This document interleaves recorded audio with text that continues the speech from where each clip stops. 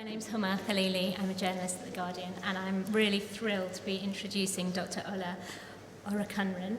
Her biography is so impressive that reading it this morning, I was wondering how she had time for luxuries such as eating and sleeping, let alone coming here and giving talks. So we're really grateful to have her. At just 28, she's already a trainee helicopter pilot, a doctor, and the founder of the largest air ambulance service and the only indigenous air ambulance service in the whole of West Africa. I think that deserves a round of applause. She grew up in a foster family in Suffolk, took her A-levels when she was just 16, and then, as she put it, fell in love with medicine. She graduated from the University of York when she was just 22, making her one of the country's youngest doctors. And 4 years ago, she set up Flying Doctors Nigeria. So far, her company has helped more than 500 people. She employs more than 40 medics, and they use 20 aircrafts. Last year, the World Economic Forum named her as one of their global leaders. She's got a TED Fellowship, and she's lectured in entrepreneurship at MIT. And today she's going to be talking to us about hacking and how it's the future. Thank you. It took me much longer time than I thought through a number of cities to get here. So today is Sunday, right? Last Sunday I woke up in Harare and I was due back in Lagos. So I flew to Johannesburg and then to Lagos. And by Monday I had to be in another Nigerian city, Uyo. Tuesday I was in Abuja, Wednesday I was in Asaba, Thursday I was in Port Harcourt, I drove to Warri, which was a 3-hour drive, and then I woke up on Saturday morning to give a speech in Ogara, which is another city in southern Nigeria. From there, I flew back to Lagos, checked in for this flight, and then drove 2 hours back to the island to present an award, then drove back to get on the British Airways flight that brought me here. So it's been a longer journey getting here to London, and I'm off to Toronto tomorrow. So I'm really the flying doctor this week. What I wanted to speak about is some of the ideas I've had about development in Africa, and I think the only way that we can develop our continent is to hack. And that's what I believe that I did. I think that the Flying Doctors Nigeria service is just a simple development hack. And what do I mean by this? So, governments, especially the Nigerian government, lots of NGOs and businesses are spending billions and billions of dollars across Africa every year building hospitals and training doctors. Sometimes it takes up to 10 years to build a facility like this. This is actually the City Hospital in Birmingham, and it takes about 10 years to train a specialist doctor. Currently, the doctor-patient ratio in many African countries is 1/10 of what it is in the United States, meaning that no matter how many medical schools we build, it will take us at least 50 years to get to the doctor-patient ratios that are in the United States. And that means that many thousands of patients are going to die, particularly in remote areas, if we rely on these same models of doctor-led care.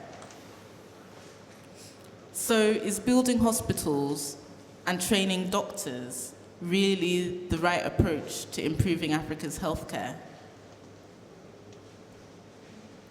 The term hacking means modifying the features of a system to achieve a new goal. In development, it can describe the rapid changes made by society to advance without going through any of the intermediate stages.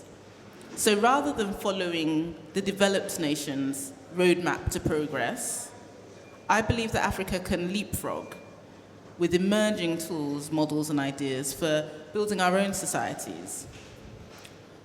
I speak to lots of foreign investors as a business person who come into Nigeria, and they say that while the prospects for business are really exciting, they complain about the infrastructure that is lacking. But I really and truly believe that infrastructure can be hacked. Who remembers the landline? I grew up in England in the days of the landline, And when boys wanted to call me at school, when boys wanted to call me after school, I had to like wait by the landline, and I'd say, you know, call me just after EastEnders, and everybody knew when EastEnders was. So when EastEnders finished, I'll be right by the landline, waiting for somebody to call on the landline. And England and America developed these huge networks, those huge telecom poles, huge networks of infrastructure driven by BT, to make landlines a reality and to make sure that the entire country was connected through landlines. This never happened in Africa. Africa never actually managed to build a comprehensive telephone cable network, and it never will have to. We jumped straight to mobile phones.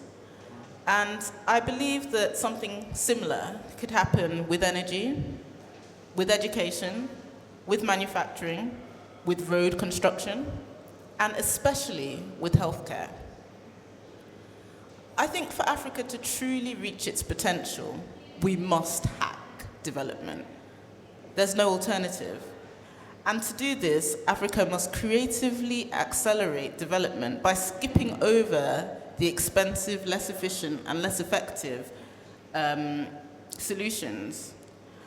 I believe that as Africans, we must be poised to jump over the Industrial Revolution completely and move straight into the information age. My medical work takes me to some of the most remote areas in Nigeria. That's our helicopter, and we fly everywhere in this thing. But even when we land in some of the most remote areas, I've been to areas where they only eat barley, where cars can't go into except their Hilux vehicles. I've been to areas deep within the forest, but I still meet people that know the latest breaking news on CNN and still have watched TED Talks and still know what happened in London 5 minutes ago. And this is the power, I think, of the internet that can be accessed anywhere in Nigeria now on basic phones and smartphones. It started to break the bounds between the isolated communities and the rest of the world. And I think that this power can be harnessed for education and for healthcare. I believe that children in Africa, rather than building new schools and sending children hundreds of miles to school, could perhaps begin to use the internet to learn. I believe that midwives and nurses and community health care practitioners can find extended roles for their work and rely less on doctors. I believe that e-medicine, SMS consultations, and telemedicine could begin to bridge the gap between doctors in urban areas and other healthcare professionals in rural areas. I just don't think that Africa needs to copy what is going on in the West and paste it sort of inappropriately into Africa. I think that, like we said on the last panel, that we can really begin to think more creatively and start developing solutions to our own problems. One of the things that I thought about was, do we really need more specialized hospitals? Now, in my experience working in Nigeria for the past 4 to 5 years, I've realized that not many patients actually need to see a specialist doctor, like a neurosurgeon or a cardiothoracic surgeon. Most people have pretty basic things wrong with them. 30% of all patients will have malaria. The other ones will have some sort of infectious disease like diarrhea, or some diarrheal illness. So do we really need centers of excellence in rural areas? I don't think so. I think it's far easier to fly the small percentage of people that need this help to places where there are specialists. But I don't think necessarily we need a center of excellence in every single state of Nigeria.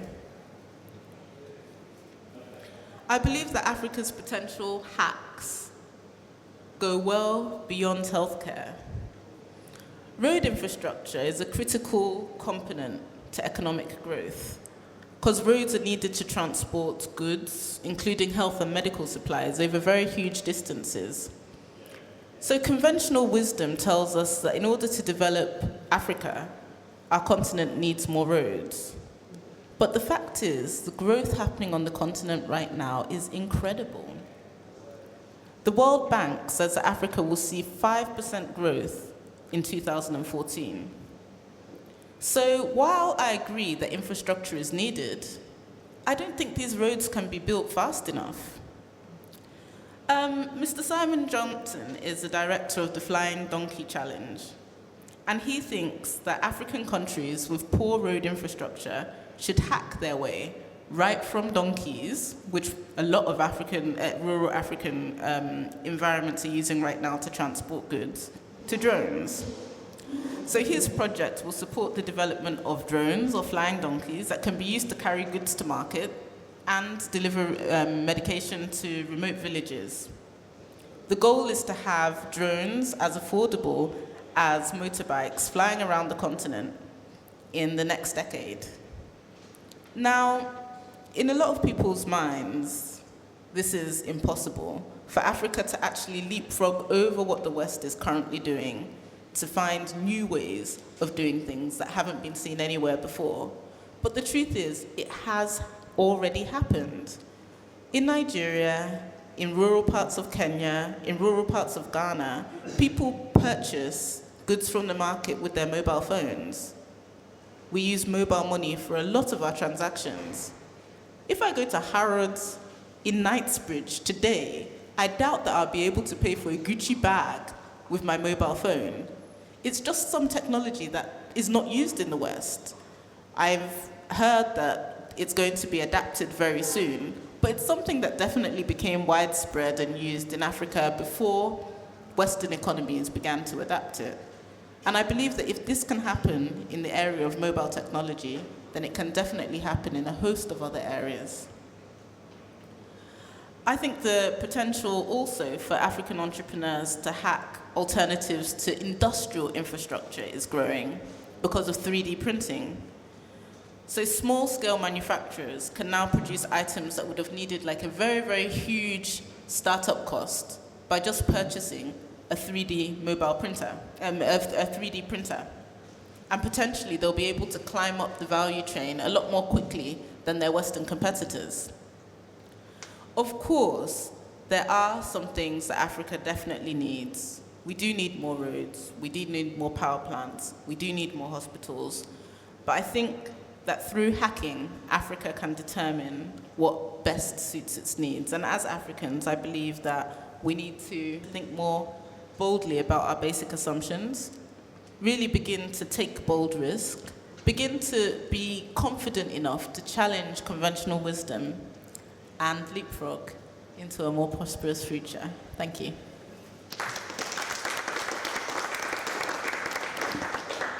Thank you very much. So I'd like to ask you first of all, how you leapfrogged into a more confident future. How did you go from a 16-year-old girl doing your A-levels to setting up your own air ambulance business? Where did the confidence and the passion come from? I think confidence always comes from experience. So I'd dabbled into business before. When I was in medical school, I started off doing a basic calculation of how expensive it is to live in York and how much money I had. And I realized even with my part-time job in the designer outlet, I wasn't going to pay for university. So I had to start to thinking, like, how am I going to get through medical school? So I realized I actually worked in a designer outlet where they were selling cut-price designer things, and I had a discount for all of the shops in the designer outlet. So I started riding my bike to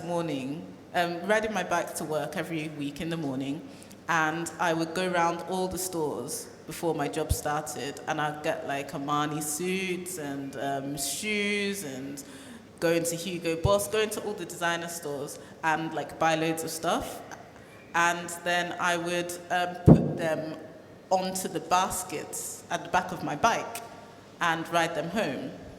Now, at this time, a little-known website where people could sell stuff had just started up, eBay, and I decided that I was going to start selling all this really cheap designer stuff on eBay for like 10 times the price. So most of my days, while people were going home for their holidays, I stayed in York running this business. So I borrow a digital camera from one of the guys in engineering, walk across the campus, go and get the digital camera, walk back to my room, take pictures of all this stuff, and put it into my designer eBay shop. And then people started to order. So I'd ride my bike along to the post office and spend ages in Heslington Post Office in York, like boxing it all up and sending it out to people. But after 2 months of running my little business, I was making more money from my business than I was from the job. And I was selling like 20 pairs of Timberland boots a month. So this is how I managed to get through med school, and this was my first business. So I quickly realized that business is probably the most efficient way of generating wealth for people. And I then moved on to Japan. I ran another medical business there, and I started thinking about what I could do on the continent. And at that time, my sister had actually, my sister was in Nigeria. My sister had gone on holiday in Nigeria, and she became very, very sick. And we tried to fly her to a more appropriate hospital, but there was no air ambulance available. So we started looking around the continent, maybe Ghana or Sierra Leone or any nearby country to Nigeria, and we couldn't find an air ambulance. So eventually we found an air ambulance in South Africa that was going to fly to Nigeria and then move my sister. But during the organization process with the South African company, my sister died. So I was very, very upset at the time. She was only 12 years old. But I saw that could be an opportunity. This is a way that I could use the business sense, the medical sense, the aviation sense I had gathered to perhaps make a difference in Nigeria, make a difference in the sub-region. So I decided to move back and start an air ambulance service. Thank you. And it sounds like you could have made millions being a businesswoman if you were making all that money at university. What drove you to be a doctor, first of all? I really am passionate about medicine. I'm really passionate about helping people. But I think that the main motivation for me wanting to study medicine was that I spent a lot of time in hospitals when I was very young. And it was through watching the doctors. I think I kind of idolized doctors. I got a huge reality check when I actually became a doctor. But when I was a child, I sort of had this idea that the doctors kind of swooped in and made everything better. So it was a deep-seated idea over a long period that I had to be a doctor so I could like swoop in and save people. It's not quite like that. But that was the initial inspiration for studying medicine, the swooping. And I mean, I can understand completely what you're saying about wanting to set up this service that was completely lacking, but how did you have the confidence and the know-how to do it? I mean, I've read that you grew up in a sort of all-white area of Suffolk. How did you know about how the way the infrastructure worked in Nigeria? And that seems like an extraordinary challenge to take on. I didn't. I was just very, very stupid at the time. Since I started my business, I've actually met some of the smartest people in the world. Like I've been to Harvard, I've been to Yale, I've been to MIT, and I've looked at their business schools. 90% of the people in the business schools go out and get jobs because business is risky. I didn't realize the amount of risk I was taking at the time. And if I was smarter, maybe I'd be working for Deloitte or Accenture as well instead of running a business, because it is really risky and really stressful. And I can only say that when I started my business, I was just very naive and I didn't realize actually how much work it was going to take and obviously how much risk it was going to be as well. But I knew that I didn't want it to be an NGO. I knew that I wanted it to be something that Africa could sustain. I didn't want to run an organization where I'd always have to come back to England to beg for money. I wanted it to be something that could be sustained by Africans in Africa through African funding. I didn't want to have to spend like half of my year, presenting in America and trying to ask them for money. I wanted it to be something that would be fully funded by Africans and would serve the people that funded it. You're very passionate about Africa and specifically Nigeria, and that's obvious in everything you've said so far. Where do you think that's come from when you grew up somewhere so far away? Interesting. I actually growing up, I'm not sure that I thought about being from Africa very much. But I think that as I grew older into my teens, and sort of through medical school, I started thinking about where I was from a lot more, and I started thinking about what I could do. And at first it started from writing articles, trying to comment on message boards online and suggesting from afar. But then that started not to be enough for me. And I think that that's when I started seriously thinking about moving and setting something up in Africa myself. And now that you're working in Nigeria, I mean, it's got some huge sort of healthcare challenges, from high infant mortality, obviously the Ebola outbreak. What do you think the biggest challenges it faces are? What's the biggest problem? In terms of healthcare or overall? Yeah. Overall or just specifically to healthcare? In healthcare.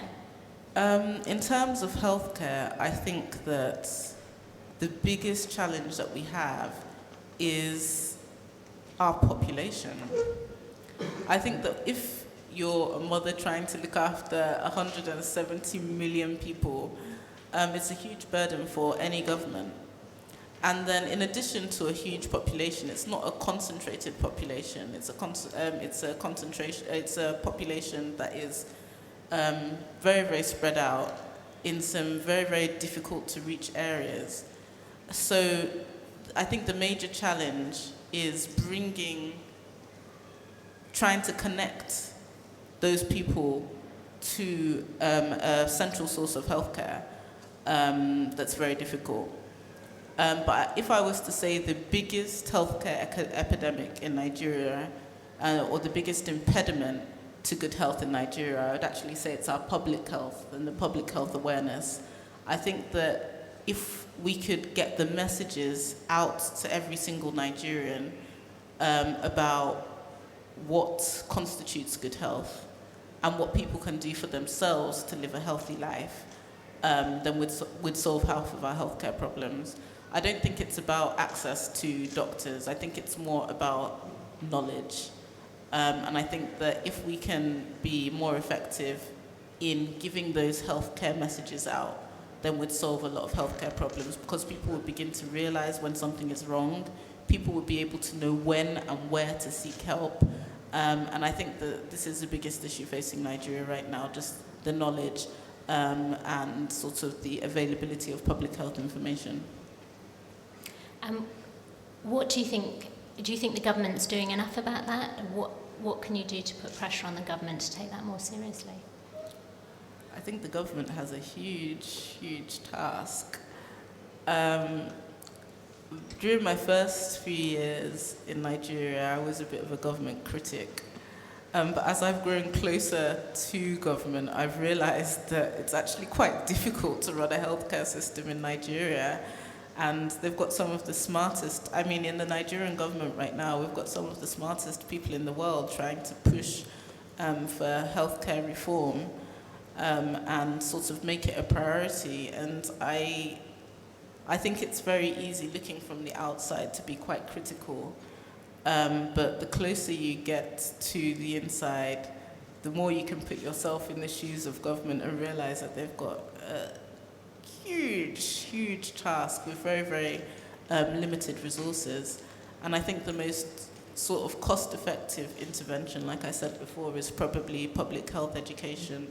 And that doesn't come from doctors, it comes from community health activists, it comes from midwives, it comes from nurses, it comes from other allied professionals. They're much cheaper to train, they train for a shorter time, and they're grassroots people, they communicate and see the people directly.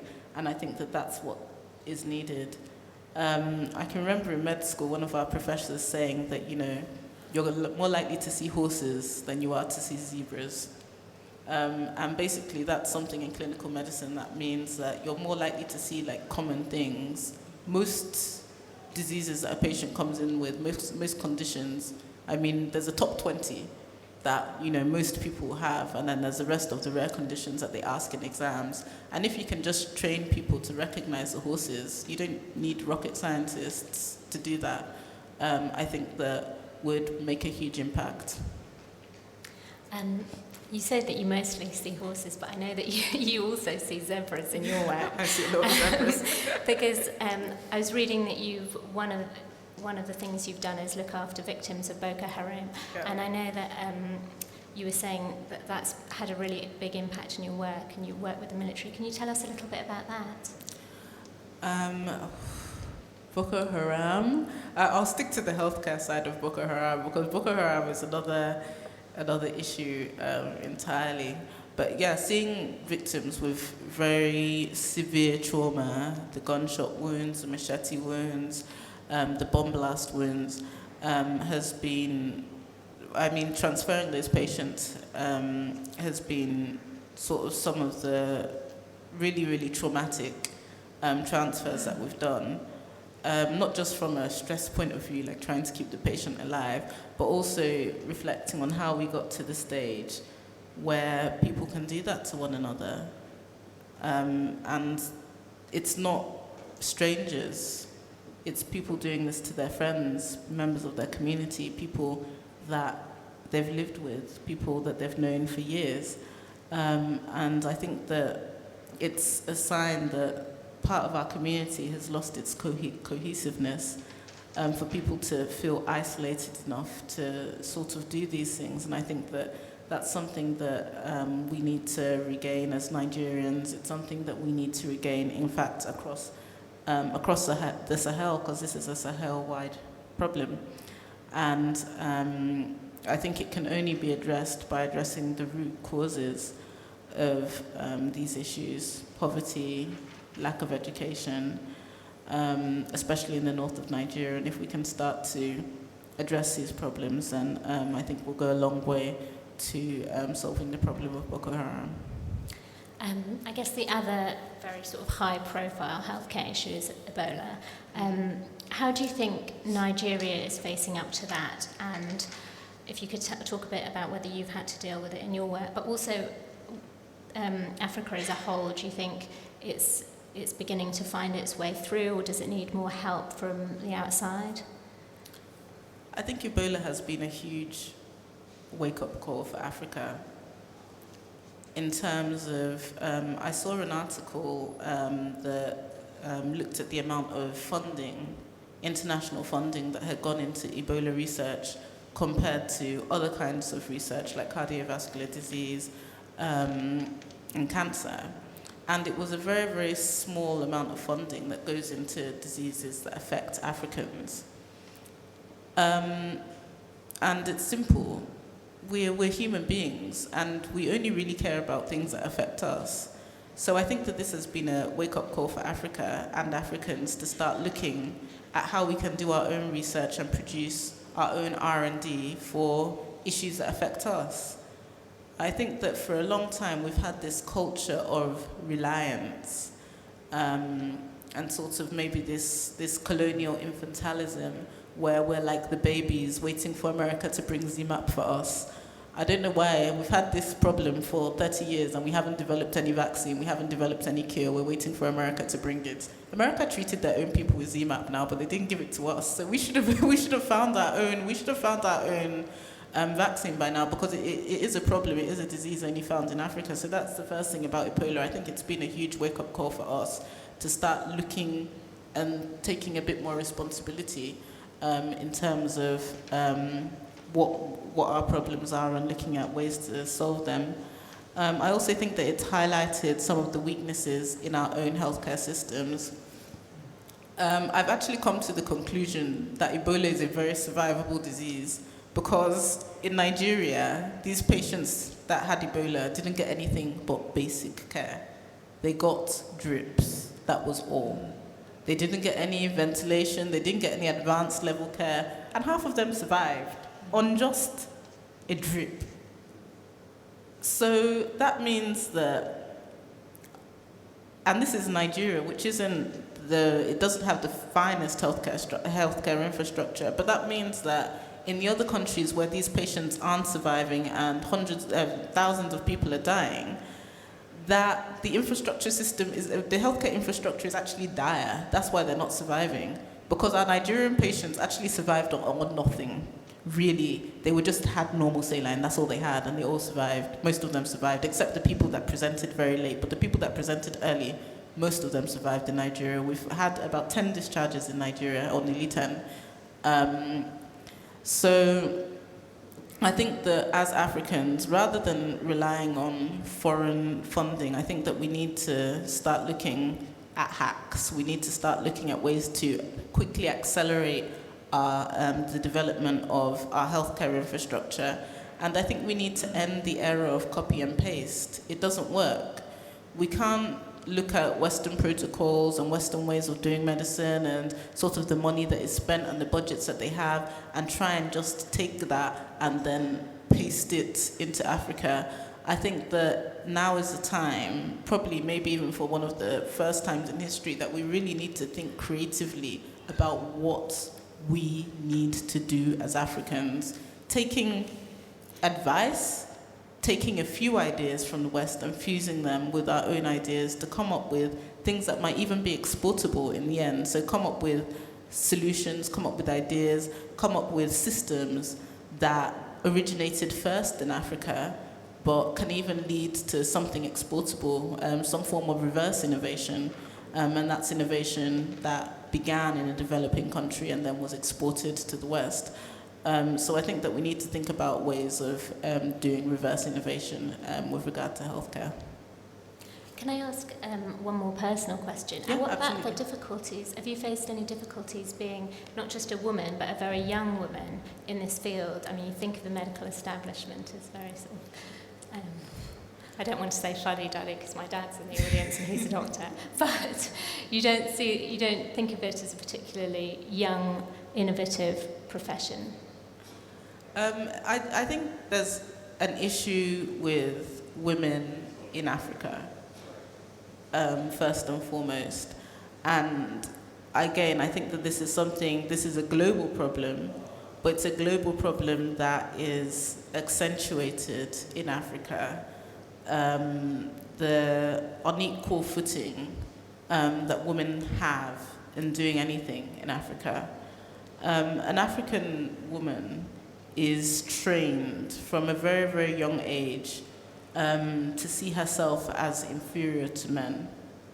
So a typical African woman growing up in an African household, or a young girl growing up in an African household, is told to go to the kitchen while her younger brother sits down and does his homework. So the younger one that is in the kitchen is told that, everything that she achieves in life should revolve around cooking rice and stew. And it's telling the older brother that while his sister is in the kitchen, he should be upstairs doing his homework. So they're already psychologically trained to have very, very different aspirations for life. Also, that younger sister, even though, also that the older sister is often told to serve her younger brother food. So they say, once you've cooked the food, take it up in a tray and arrange it for your older brother to eat. So she gets a tray, she gets his water to wash his hands, and she takes it upstairs to her younger brother to eat. And he eats with 2 pieces of meat. She eats with 1 piece of meat. So this is psychological training from a very, very young age to tell that woman that she is inferior completely to any man. So then we put them in school. And a girl that has been trained in this way will never ever say her ideas when a man is talking, because she's been taught to be inferior. He has 2 pieces of meat, she has 1. And then when they get into the workplace, how is she meant to have the confidence to voice her ideas when from a very young age she's been told that she is the one to serve, while he is the one to sit down and be served? So I think that as Africans, it starts from the way we are training our children. a child that is taught to stay, a girl that is taught to stay in the kitchen and serve her older brother is not going to become a high-powered CEO any day soon, because you've trained her to view herself and her opinions and her work as inferior. And you've told her that her aspirations should not go beyond cooking a seasoned plate of rice and stew. So I think that in terms of myself in the African context, a lot of people see me as a bit radical. They call me a feminist. I like that though. And I think that especially in Nigeria, this idea of equality isn't a reality in Nigeria. Nobody sees women and or very few people see women and men as equal. I was reading a story this morning, and one of our female Nigerian celebrities posted on Facebook that she was really happy that her husband gave her permission to stay out late to work. And she just said thank you to her husband for always supporting me. And it was a very nice message and, allowing me to do my work. There were 100 comments after that Facebook post. And they were all women and men saying that, oh, you're not doing your duty as a wife. How can you stay out late? How would he encourage you to stay out late when he's with another girl? Don't be surprised when he gets a housemaid pregnant. And there were 100 comments of all of these Nigerians saying that she was stupid and she wasn't doing her work properly and she was exposing her man to other women. So this is a society where this is a prominent opinion in the society where I live. So you can imagine how they feel about me. Well, how do they feel about you? Have you had any setbacks from that? Has it been difficult going to ask people to finance your business in that respect? Do you feel like you were taken seriously enough? Sorry? Do you feel like you were taken seriously as a woman? Have you had any personal experience of... No, I'm definitely not taken seriously as a business person in Nigeria, especially by the men. I prefer to work with women, actually. But definitely as far as a lot of men in Nigeria go, no, I'm not taken seriously at all. I don't have a husband, I don't have kids, I'm not doing the right thing, I should be at home cooking, and I'm, out there flying helicopters. This is a man's job. A lot of Nigerians just do not see it as something that a woman should engage in. It's a man's world. I can remember even driving my car. I drive a 4x4 and I went for a meeting with a man. And the first thing he said, he looked at my car and he said, I don't like women that like flashy things. And I'm like, well, I drive a lot into rural areas, so I need a 4x4. He said, my wife would never buy that kind of car. That you must be very extravagant. He advised me that if I wanted to find a husband, then I should get a smaller car, so that men won't be intimidated to approach me. And how do you deal with that in your working life? How do you get through those obstacles? What's the best way to deal with the situations like that? To be honest, all the time when I was driving that small car, I was single. And when I got my 4x4, I met my boyfriend. So I remember, don't believe everything that they tell you. I have one final question, which is where do you see Flying Doctors Nigeria going from here? Would you like it to be integrated as part of the state system, or would you just like to expand it as a business? Where are you going next? I think that flying ambulances don't necessarily do well when they're completely government controlled. If you come to Nigeria, you see a lot of abandoned aircrafts that just haven't been maintained properly, or sort of haven't had the systems. I mean, aircrafts are very, very sensitive creatures, and this is why probably state airlines don't do that well either. I think that aircrafts need a certain degree of efficiency, and I think they generally do better in the hands of private companies. But I want to definitely increase the impact that the service can make. I would like to help it to reach more people across the sub-region. And I am not so concerned about money. Obviously, I'd like it to continue to be a profitable business and not be a loss-making business, because a loss-making business isn't sustainable. But my main concern is about impact and reaching more people, helping more people, and getting more patients to the right medical facility within the right time frame. It's a wonderful aim. Thank you very much. Thank you.